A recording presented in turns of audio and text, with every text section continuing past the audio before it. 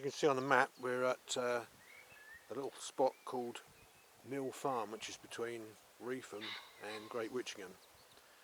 And on October the 3rd, 1944, this was the site of a V2 crash. All that remains today, as I zoom in, is this little pond. There was reports of one person injured, or a cow being injured, but nothing substantiated. And this was the 40th rocket to be fired at Britain on a Hitler's terror weapon, it's the V2. As you can see, we're actually out in the middle of nowhere. Me and Tony, joined by Tony today. He's the same as me, likes all this old war stuff. The actual crater is just behind me there, but all you can hear is twittering of birds. We're about sort of 8 miles, 10 miles away from Norwich, and I think that was probably the intended target. So it was quite a long way off. So that's the first of our journeys today. We're going to go to Shotsham now, a much bigger crater there. Join it. Right, our next stop now is the pretty village of Shotsham, or Shotsham All Saints, which is about 3 miles south of Norwich. Just do a few little shots around the village, some nice very pretty houses, a lot of thatched places here, and this is where a V2 rocket landed. Give some more details in a minute, but when we get to the crater, I'll just give you a little panorama of the village. Very nice.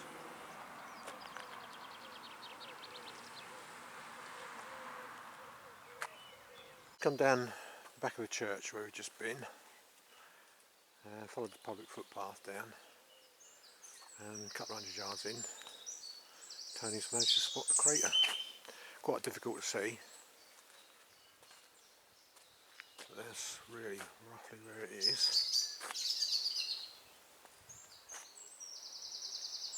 There's a little information board down here, a little path, I'll wander in there in a minute. But this is actually where the V2 landed, right here.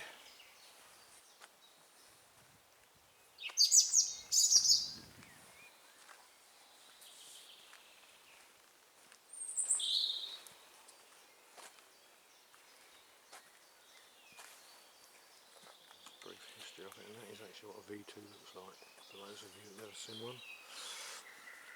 I'll put some links in the description below as to where you can get lots more information of what went. So I'm going to gently scan the crater. I'll give you a little bit of information.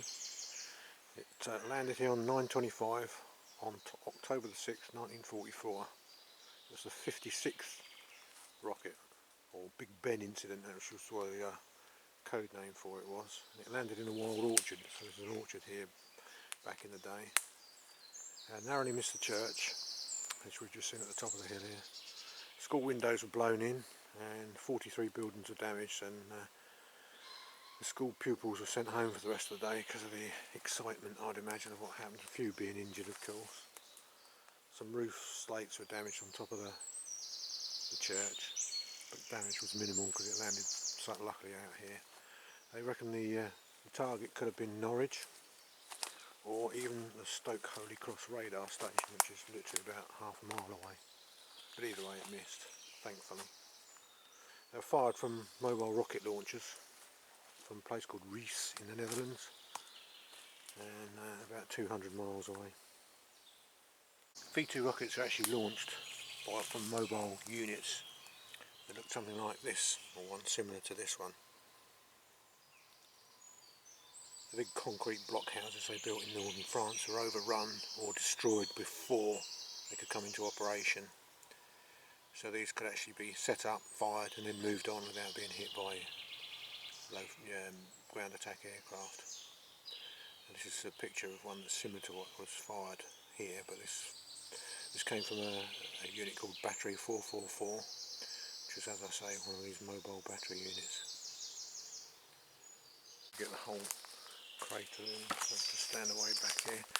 The actual V2 rockets were characterised by a double bang. One was where the rocket, when it came down from outer space, actually broke the sound barrier, and then the second bang would be when it actually impacted. Get a picture picture of Tony near it gives you an idea of how big the crater was. Originally it was probably a lot bigger than this, but it's slowly filled in over the years. No idea of comparison, that's the crater now as it is today, and this is a picture of a very similar crater. This is a V2 crater that landed somewhere in the farm, so this is what it probably would look like, something similar to this during the war. I'm going to sign off now. I hope you enjoyed the video. Strange one really, not a lot to see, but it's very interesting when you look at features in the ground and features when you're out walking. You don't know what the history of it is, so I hope this one's giving you some information, and you'll come out and see it sometime. So look forward to seeing you on the next video. Hopefully we do a bit of exploring around some old airfields or an old radar station, Stoke Holy Cross, something like that. So thanks for watching, and see you on the next one.